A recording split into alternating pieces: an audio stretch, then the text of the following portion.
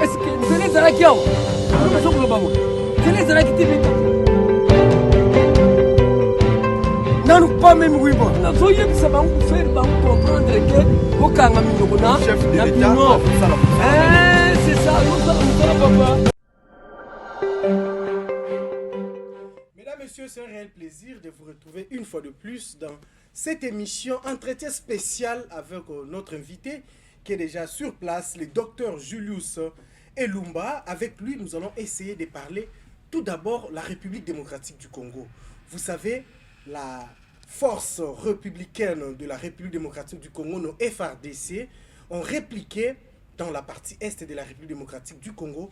Et au moment où nous vous parlons, la chasse continue contre les rebelles du M23 qui sont complices avec le Rwanda.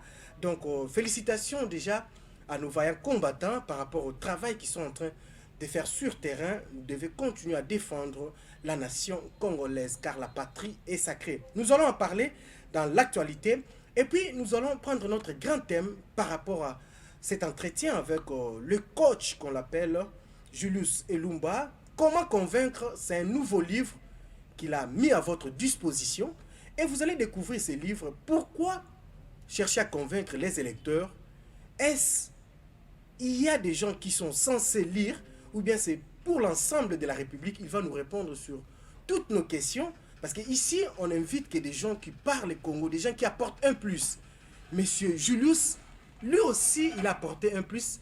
Ce n'est pas le premier élément ou bien le premier livre qu'il a publié, mais je crois bien il va nous dire si ce n'est pas déjà le troisième, ça sera le cinquième. Lui-même il est là présent, il va nous le dire.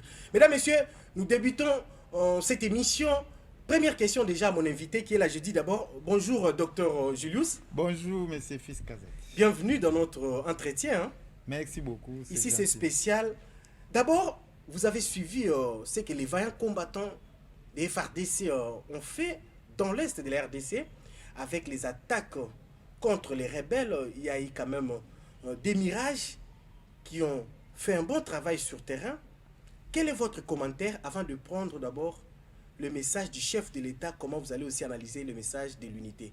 Un mot par rapport à ce qui s'est passé avec les FARDC dans l'Est. Bon, vous savez, le monde est structuré. Il y a des terres, il y a des eaux. Exact. Et il y a des choses qu'on ne choisit pas. Comme nos parents et comme aussi nos pays, nos nations, nos tribus.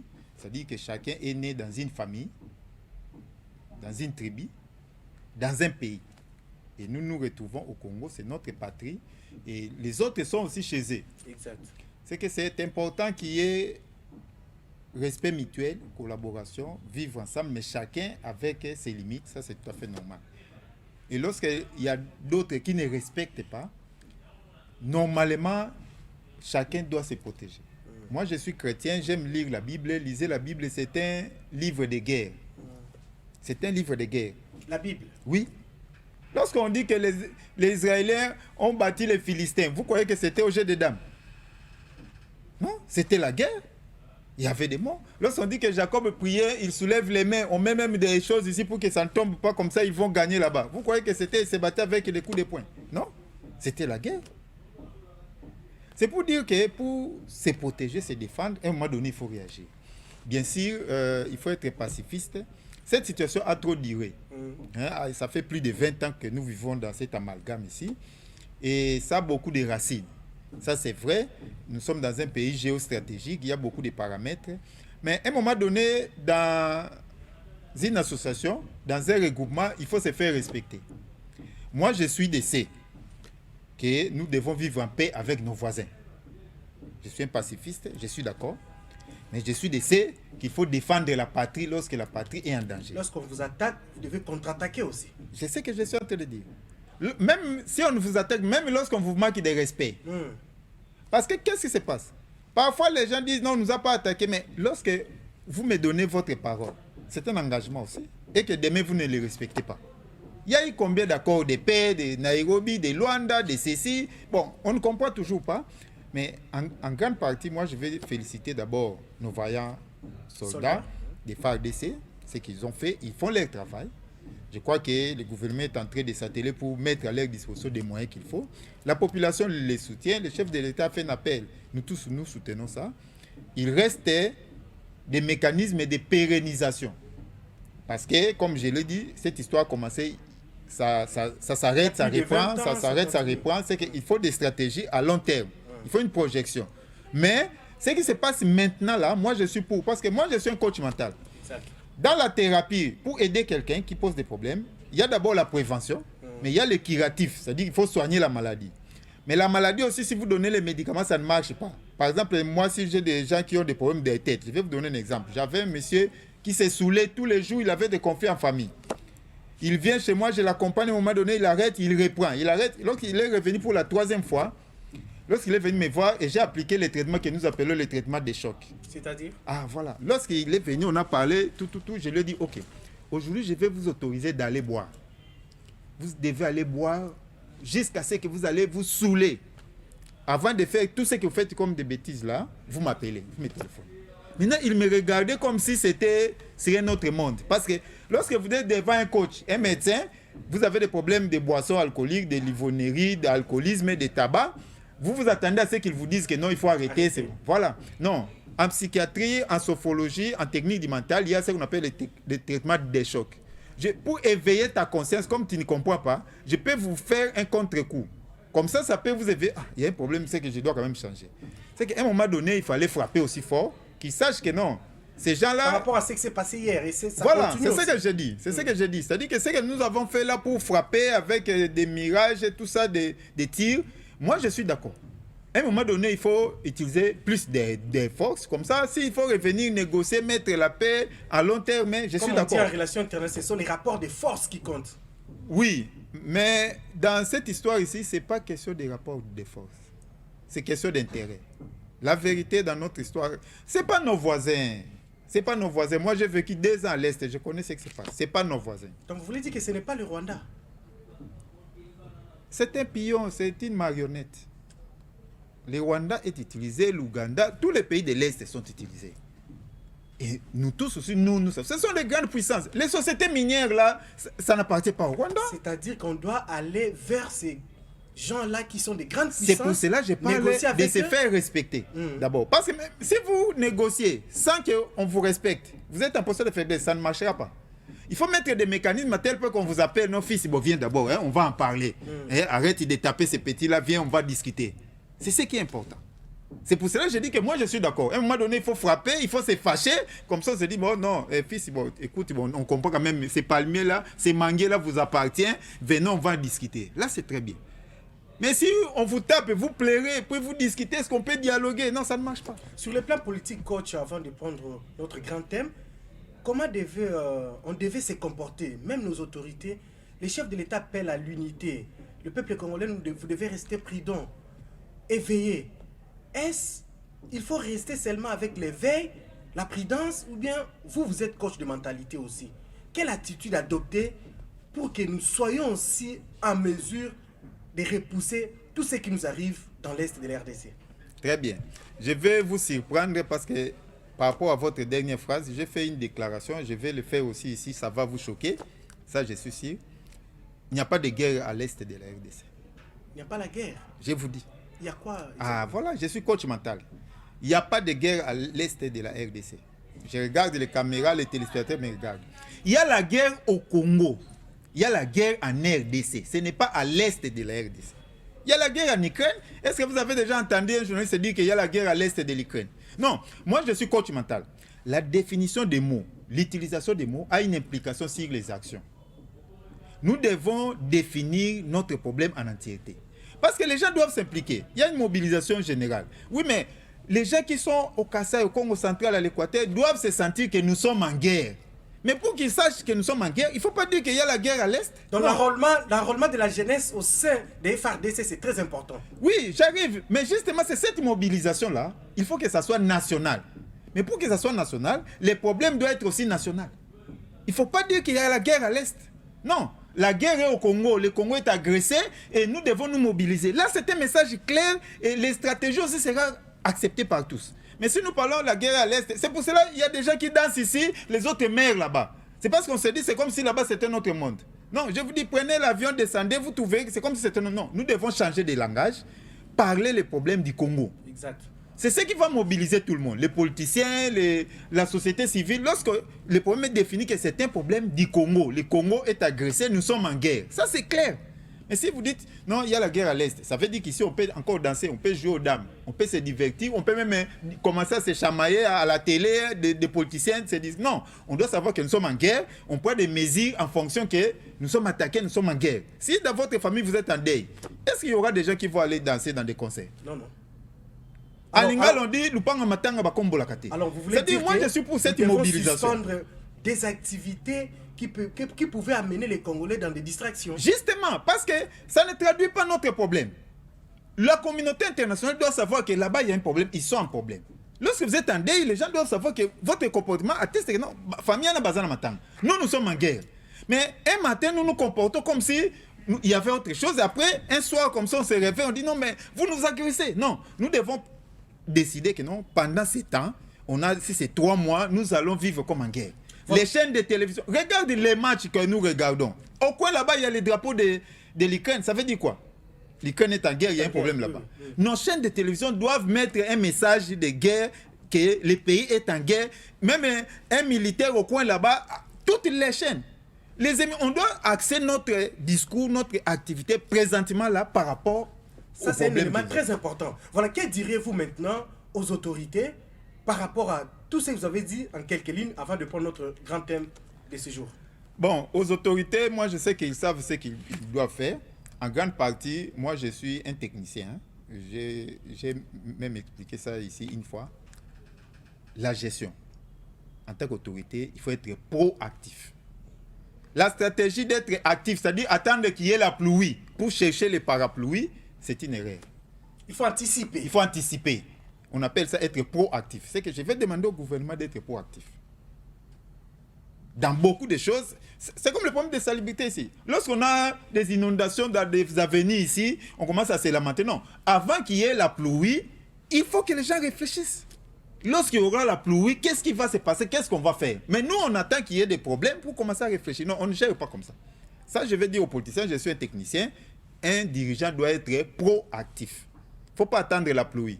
Il faut se préparer lorsqu'il y aura la pluie. Qu'est-ce que je vais faire? Merci beaucoup, coach. Il faut bien se préparer, il faut anticiper. Vous avez suivi les coachs. Nous allons maintenant prendre notre grand thème par rapport au livre « Comment convaincre vos électeurs ». Mais nous allons suivre un petit élément lors du vernissage de ces livres-là. Et puis nous allons revenir avec coach pour essayer de poser quelques questions sur les livres.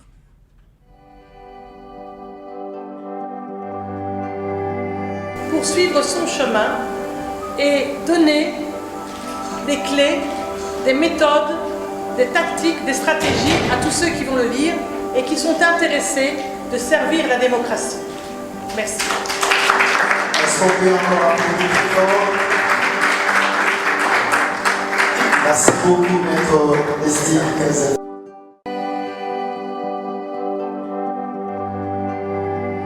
Poursuivre son chemin et donner des clés, des méthodes, des tactiques, des stratégies à tous ceux qui vont le lire et qui sont intéressés de servir la démocratie. Merci.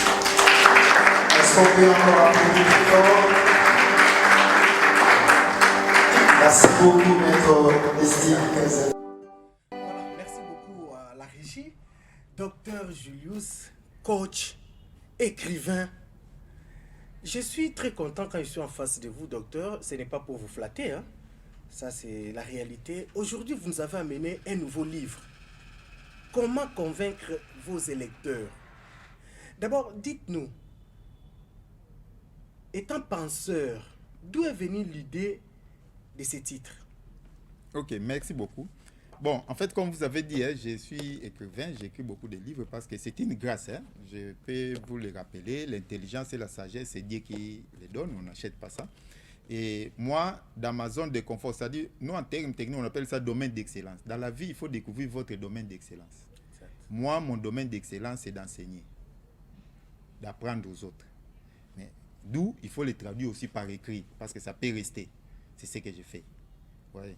Chacun a son domaine d'excellence, parce que si vous demandez à un poisson de faire une course pour grimper, il ne va pas réussir. Mais si vous demandez, comme aussi aux chimpanzés, de nager, peut-être qu'il ne va pas réussir. Chacun doit découvrir sa zone de confort. Moi, c'est enseigner et traduire, et c'est ce que j'ai fait. J'ai écrit ce livre, Comment convaincre vos électeurs. En réalité, ce livre s'appelle Comment convaincre. C'était Comment convaincre n'importe qui. C'est un livre qui est basé sur les techniques de métacommunication et de la PNL, programmation neurolinguistique. C'est-à-dire comment convaincre. Convaincre, c'est dans tous les domaines de la vie. À la maison d'abord, en famille. Les maris doivent convaincre la femme convaincre le mari, les enfants. Lorsque nous discutons, nous négocions à tous les niveaux. Les achats, les transports, pour payer quelque chose, vous discutez entre acheteurs et vendeurs. Dans l'entreprise, les chefs, les collaborateurs, nous négocions à tout moment pour faire passer notre avis à l'autre qu'il puisse accepter. Dans les mariages, les négociations, pour draguer, c'est des négociations. Nous négocions à tout. Même la nourriture que les mamans nous préparent, ça fait partie des négociations. Je vous dis, mes fils, si votre femme prépare les poissons avec de l'eau seulement, vous allez les manger. Ah, difficilement. Justement, les épices qu'on ajoute là, c'est pour nous manipuler, pour nous convaincre de les manger. Ah, ça c'est très bien. Le maquillage fait partie des techniques pour nous convaincre. D'ailleurs, les économistes appellent ça valeur ajoutée. Contre 81. Maintenant, ici, je vais y arriver. Voilà. Maintenant, c'est pour dire que le livre est d'ordre général. Exact. Il y a des techniques pour convaincre. Maintenant, moi, en tant qu'enseignant, d'habitude, lorsque j'écris un livre, je préfère associer ça à un exemple pour que ça soit illustratif. C'est comme l'avant-dernier livre que j'ai écrit sur le chef de l'État. Excusez, ça c'est le 40e déjà. 10e livre. Oh, moi je parlais des 5, alors que vous êtes... Ça, c'est mon 10e livre. Le 10e déjà. Voilà. J'ai écrit un livre sur le chef de l'État qui s'intitulait « Découvrir la carte mentale du président Félix-Antoine Tshisekedi ». Le titre, en réalité, c'était « Découvrir la carte mentale ». C'est comme ici, comment convaincre. Mais il faut mettre un exemple. Parce que si j'écris un livre « Découvrir la carte mentale de Félix Kazadi », peut-être beaucoup de gens vont dire « Encore Félix Kazadi, c'est son ami, c'est qui ?» Je mets un nom emblématique et les gens s'intéressent et demandent « Mais il a su ça comment ?» C'est la question que moi j'avais besoin pour ça. C'est la même chose ici. Le livre, c'est comment convaincre. Maintenant, pour donner un exemple, je m'adapte. Bientôt, là, nous sommes déjà dans la phase pré-électorale. Et j'ai dit ici, lorsqu'on dirige, lorsqu'on veut être dirigeant, il faut être proactif. Il faut anticiper. Et moi aussi, j'ai visionné la vie nationale, les enjeux. J'ai dit non, je dois donner aux politiciens, à la société civile, des gens qui veulent être des leaders demain, députés, sénateurs, gouverneurs, présidents, les outils, les matériels, les méthodes pour bien communiquer, pour convaincre. C'est ça le rôle de ces livres. Donc, si je comprends bien, les gens qui sont ciblés dans ces livres, ce sont des gens qui vont postuler. Qui vont postuler à tous les niveaux, même au niveau syndical. Dans les syndicats, il y a des élections. Exact. Oui, même aujourd'hui, dans des écoles, il y a des élections. C'est-à-dire, ici, il y a des stratégies. Comment convaincre? Et je vais expliquer ça, la différence, parce que les gens ont toujours fait ça. Mais ici, c'est la métacommunication. C'est-à-dire quoi, la métacommunication? Très vous bien. en parlez souvent, hein, la métacommunication. Bon, en fait, la métacommunication... Moi, je suis communicologue, mais quand vous ajoutez méta... Très bien. Vous savez, Facebook a migré, maintenant, ça s'appelle méta. Ah, voilà, il y a méta-coaching, voilà. Il y a méta-programme. Aujourd'hui, vous allez comprendre. En résumé, c'est quoi? La métacommunication vient de la communication. La communication, c'est ce que vous avez appris. Il y a un émetteur, il y a un récepteur. Quelqu'un qui envoie des messages, des informations, l'autre capte, il les reçoit. Ça, c'est la communication. Mais la métacommunication, c'est au-delà de ça. Ça veut dire quoi? Il y a deux éléments, je vais insister. Il y a un émetteur, il y a un récepteur. La métacommunication est axée sur l'objectif à atteindre. Lorsque vous émettez un message, ce n'est pas que l'autre puisse vous écouter. Ce n'est pas pour que l'autre puisse vous comprendre. Non. C'est par rapport à ce que vous avez besoin, qu'il puisse agir. Je donne un exemple simple. Supposons que je vais vous voir, je vais vous parler pour que vous me donnez $10. Mais si je vous explique, vous écoutez, vous comprenez, qu'est-ce que moi je gagne? Moi, mon objectif, c'est d'avoir $10. C'est ça pour convaincre les électeurs. Lorsque vous parlez aux électeurs, c'est ça les règles de nos politiciens. Les gens croient que parler aux gens, non, bah, Yokinga, ils ont compris, ils m'ont applaudi. C'est ça que vous avez... Non, c'est pas ça l'objectif. Ça, c'est des objectifs intermédiaires. L'objectif final est qu'ils puissent mettre votre nom dans l'urne. Exact. C'est l'acte-là qui est important. C'est que dans la métacommunication, c'est lorsque vous allez parler aux électeurs, les amener à accepter que les jours J, qu'ils votent pour vous. Ce n'est pas qu'ils dansent, qu'ils vous applaudissent. Vous avez rempli... C'est l'objectif à atteindre. Voilà, ça c'est vraiment capital dans la communication. La métacommunication est basée sur l'objectif. Exact. Deuxièmement, maintenant, lorsque nous communiquons, émetteur et récepteur. Les deux là fonctionnent avec leur cerveau. C'est ça la bonne nouvelle que je vais dire aux téléspectateurs. Lorsque nous échangeons des informations, en réalité, c'est entre deux cerveaux. Lorsque je parle ici, ce que je suis en train de transmettre vient de mon cerveau et qui le transmet au cerveau des téléspectateurs. C'est entre deux cerveaux qu'on se communique. Mais le cerveau analyse quoi? Pour que le cerveau décide de voter pour Fils Kazadi, de votre électeur qui vous écoute. Mais son cerveau analyse ce que vous lui dites pour qu'il décide. Le cerveau analyse toi. Le cerveau analyse 4 paramètres. Quels sont ces paramètres? Très bien. Premièrement, le cerveau analyse le langage verbal, les mots que vous utilisez. Comme je parle ici, j'utilise les mots. C'est qu'on a dit à l'école de français. Les mots, les écrits, même si vous écrivez les panneaux, tout ça, les écrits font partie des mots. Ça, c'est le langage verbal. C'est que le cerveau a la capacité avec l'intelligence d'analyser qu'il a dit tel mot, ce qu'il a dit là, ça veut dire ceci. Ça, c'est le langage verbal. Le cerveau va l'analyser, les mots que vous dites. Deuxièmement, le cerveau va analyser la voix et le ton des Fils Kazadi. Votre voix, telle que vous parlez, soit en ascendant, soit en descendant, soit vous restez à la ligne droite, dans le cerveau, c'est un langage. Le cerveau analyse ça pour décider à la fin de voter pour vous. Troisièmement, et ça c'est très très important, le cerveau analyse les non-verbal. Les non-verbal, c'est ce qui n'est pas en rapport avec les mots. C'est ce que les électeurs... Parce que nous appelons les gestuels. Je vais y arriver, non, il y a tout. C'est-à-dire que c'est ce que les électeurs voient en vous. Lorsque vous parlez, votre posture, vous êtes assis, debout, les bras croisés, tout ça compte. Ça parle. C'est un langage que le cerveau analyse. Vos gestuels, le cerveau analyse. Le clignement des yeux, le cerveau analyse. Les regards, vous regardez tout droit à côté, à droite, le cerveau analyse ça. Quatrièmement, c'est le langage paraverbal. Ce que vous vous dites à l'intérieur, votre dialogue intérieur, vos sentiments et vos émotions, le cerveau analyse ça de vos électeurs.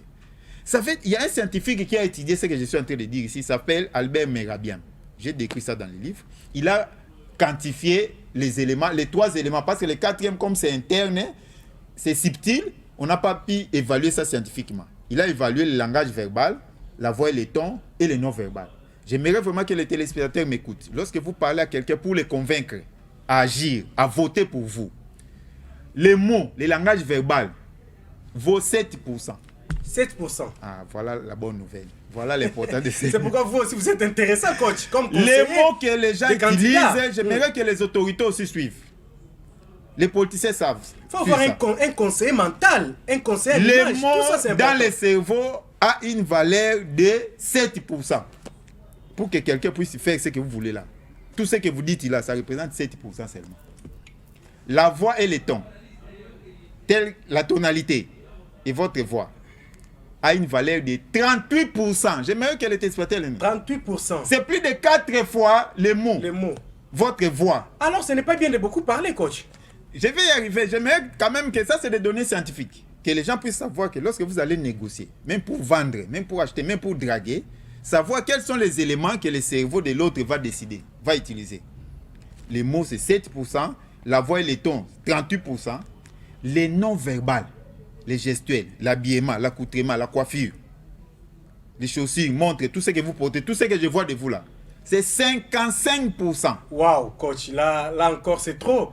Voilà, c'est ça la vérité. Pourquoi vous devez avoir des conseillers en image. Ça veut dire que votre apparence, 52%. 55%. 55%. L'apparence, l'image. Voilà. Et ça, c'est ce que nous devons... Normalement, nous devions apprendre ça à l'école. Nous tous. Non, nous en communication, nous avons appris ça. Justement, maintenant, il faut mettre ça à la disposition de ceux qui utilisent pour convaincre. Lorsque vous apparaissez devant les gens, votre habillement parle plus que les mots que vous utilisez. Exact. Les gens doivent le savoir. Je vais donner un exemple que j'aime donner plus facile pour que les gens allez-y vite parce que nous avons beaucoup de questions. Très bien. Je vais prendre l'exemple du mot bonjour. Lorsque vous dites à quelqu'un bonjour, le mot bonjour, tout le monde connaît la définition. Souhaiter une bonne journée. Bonne journée. Voilà. Ça, c'est scientifique, c'est ça la valeur du mot. Très bien. Mais vous savez que si quelqu'un vous salue, vous dites bonjour, bonjour, bonjour, selon la tonalité, le cerveau de l'autre va vous poser la question, Ozobela, tu as un problème? Qu'est-ce qui ne va pas? Dis-moi dans le mot bonjour, les problèmes, qu'est-ce qui ne va pas là, ça vient d'où? Nulle part, c'est la voix, tonalité. la tonalité. Parlez avec quelqu'un au téléphone, saluez quelqu'un au téléphone. Votre femme vous appelle. Dès que vous répondez, oui, allô chérie, il te pose la question, tu as un problème? Qu'est-ce qui ne va pas? Merci beaucoup, coach. On va évoluer. Ça, c'est très important. Mais dites-nous, coach, quels sont les éléments importants qu'on peut retenir dans cet ouvrage, Comment convaincre? Les éléments importants, d'abord, la préparation. Vous savez, aller aux élections, aller devant les électeurs, c'est un challenge pour qu'ils vous donnent leur voix. Il faut vous préparer. Il ne faut pas aller comme ça, vous vous réveillez le matin, non, j'ai un meeting demain. Non, il faut vous préparer. Dans la vie, la préparation est la base de tout. Exact. Maintenant, dans cette activité, c'est pour cela que j'ai publié ce livre maintenant. Pour mettre à la disposition de tous les outils, comment se préparer. Et dans la préparation, je vais survoler 3 éléments que j'ai mis avant la métacommunication. Exact. La première chose, il faut une bonne préparation physique. La campagne électorale, vous allez le faire avec le corps. Il faut être en bonne santé. Il faut être en bonne forme. Tu ne peux pas apparaître devant les gens maigrichons, fatigués, affaiblis. Et ils vont te donner leur voix comment? Ils vont vous voter comment? La préparation physique a des éléments pour ça. Il faut bien manger. J'ai parlé de l'alimentation ici. Qu'est-ce qu'il faut manger pour être en forme? Exercice physique. Qu'est-ce qu'il faut faire? Et surtout, les sommeils. Les sommeils. Nous passons un tiers de notre vie à dormir. Parce que c'est le sommeil qui prépare la journée. Mais vous avez un meeting demain. Mais il faut bien dormir. Sinon, vous serez là-bas devant les gens, vous commencez à raconter des histoires, vous oubliez même ce que vous avez. Vous avez une mission, vous ne préparez pas, vous arrivez là, vous commencez à injurer les autorités, à avoir des problèmes. C'est ce que nous voyons dans vos certaines adversaires émissions vont des vous amateurs. déstabiliser, les journalistes vont vous déstabiliser parce que vous n'êtes pas préparé, vous perdez les repères. Mais coach, quand vous dites tout ça, un élément simplement, coach, vous ne pensez pas que les politiciens, les gens, excusez, qui vont aller postuler, ils devaient avoir des conseillers, soit comme vous, soit comme moi aussi. Parce que nous avons la communication, nous avons fait les études sur les images. Vous aussi, vous êtes un coach mental par rapport à tout ça. Très bien. C'est écrit dans ce livre, dans la préparation. Exact. C'est là où j'allais atterrir pour dire qu'il faut constituer une équipe. Et j'ai donné des conseils. Je vais vous donner un exemple simple. Vous avez un problème au parquet, au tribunal. C'est un problème juridique. Si vous êtes juriste, peut-être que vous allez vous dire, mais moi je suis médecin de formation. La première chose, je vais chercher un expert. Exact. Pour m'accompagner, m'expliquer, me donner les ABC. La vie, c'est comme ça, il faut vous confier aussi. C'est que j'ai donné des conseils, comment organiser son cabinet, son équipe de campagne, qu'il faut mettre, quelles sont les tâches, comment ils doivent... Déjà, maintenant, les gens attendent qu'on puisse se siffler pour aller courir. Non, il faut vous préparer maintenant. Et il y a tous les éléments aussi. Quels sont les messages? Il faut aller vers la population. Je vais déjà donner la technique pour que beaucoup de gens en profitent. Mais ils viendront aussi acheter les livres. Hein? Très bien, mais je vais donner parce que je suis là pour ça. La première chose, si vous voulez que les électeurs vous votent, il faut parler comme des électeurs. Il faut parler ce qu'eux ils parlent. Exact. Ne parlez pas vos raisonnements, ce que vous réfléchissez, ce que vous trouvez bon. Non. Envoyez votre équipe aller sonder, écouter leurs problèmes, écouter leurs dire. Et lorsque vous viendrez parler, ça n'a problème à yo bandol mama mai ba que o ayebi mama mais bamba problème mai yo yana mamba transport ateza problème mais on est comme problème na yo ça ne touche pas leur non vie. Pour convaincre quelqu'un il faut le convaincre dans ses pensées, dans son cerveau. C'est pas ton cerveau, c'est pas le candidat qui va voter, c'est les électeurs. Voilà coach, nous allons chuter, nous sommes presque à la fin. Une journaliste m'a posé la question quand je lisais votre livre, mais coach lui aussi des éléments pareils, est-ce il vise aussi être un jour député ou je ne sais pas. Moi, vous aussi, vous allez postuler en 2023, coach? Très bien, ça c'est une bonne question. Je vais vous répondre à 2 étapes. D'abord, je vous ai dit que moi, je suis enseignant. C'est-à-dire, j'ai appris ça, je mets les outils et les techniques à la disposition de tout le monde. C'est comme un pasteur qui prêche, mais c'est un être humain. Il a aussi sa famille, il a aussi ses problèmes, il a aussi ses difficultés, mais ça ne l'empêche pas de prêcher. C'est comme nos professeurs de géographie, d'histoire nous ont enseigné, mais ils ont aussi leurs problèmes. C'est-à-dire, moi, je mets les outils scientifiques, techniques à la disposition de ceux qui ont décidé d'être des candidats. Donc, coach n'a pas besoin d'avoir 20 000 $ le mois à l'Assemblée nationale. Très bien. Il reste enseignant. Dans cette phrase-là, bon j'aime métier. beaucoup l'histoire d'argent parce que j'ai écrit une phrase ici. Si vous donnez ce livre cadeau à un membre de famille, c'est plus que l'argent. Parce que demain, il sera député, il sera sénateur, il sera gouverneur, il sera président. Ce livre ne vaut pas ce qu'il va devenir. Moi, être candidat, je vous dirais déjà, présentement, non. Parce que dans mon travail, je préfère rester coach. Je préfère accompagner les gens. C'est ce que je fais. Voilà. Et je le fais bien, ça m'arrange. Mais j'aimerais quand même terminer par une technique. Voilà. Si vous permettez, parce que j'aimerais que les gens en profitent. Tous ceux qui pensent être candidats demain, si aujourd'hui vous pensez déjà que moi je serai candidat, je vais devenir ceci. Je donne une technique simple qui est écrite derrière même les livres. Il y a une technique qu'on appelle faire comme si. Faire comme si, ça veut dire quoi? Vous voulez devenir député. Commence à réfléchir comme si vous étiez député. Vous voulez devenir gouverneur, commence à réfléchir comme un gouverneur. Commence à parler comme un gouverneur, comme un député. Commence à vous comporter comme un député. Cherchez des contacts avec des députés, des amis des députés. Habillez-vous comme un député. Marchez comme un député, comme si vous étiez député. C'est comme ça que vous allez devenir. D'ailleurs, c'est une technique biblique. La Bible dit, si vous demandez, faites comme si. Voilà. Vous l'avez déjà obtenu. C'est très bien dit. Nous sommes vraiment à la fin. C'était un grand plaisir de vous recevoir. On a encore d'autres matières, coach. On va encore vous inviter prochainement parce que vous avez dit, vous avez maintenant 10 livres.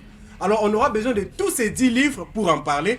Voilà, un mot dans 5 secondes. Ou procurez-nous ces livres pour les gens qui vont chercher ces livres pour comment convaincre pour que leurs électeurs puissent quand même voter pour eux. D'abord, ces livres, ils peuvent venir ici à la télévision. Le peuple d'abord. Merci. Au restaurant chez Bibi. À qui ma agence, c'est Sir à l'évêque à ma campagne. Ils peuvent les trouver. Ils peuvent me contacter par mon numéro WhatsApp 99 10 51 600. 99 10 51 600. Je vais leur donner des paramètres pour ça. Docteur Julius Elumba, mesdames, messieurs, vous comprenez que dans cette émission, quand on reçoit quelqu'un, vous avez de la matière, on parle des choses sérieuses. Donc, continuez à nous faire confiance, vous ne serez pas déçus. Nous vous disons à la prochaine.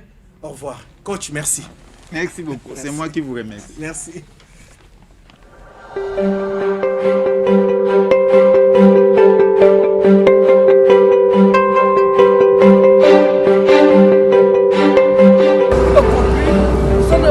Tourne bango. Est-ce que c'est les Arakiao? Nous sommes le bango. C'est les Arakiti. Pas même oui, bon. Nous soyons ça va vous faire comprendre que aucun ami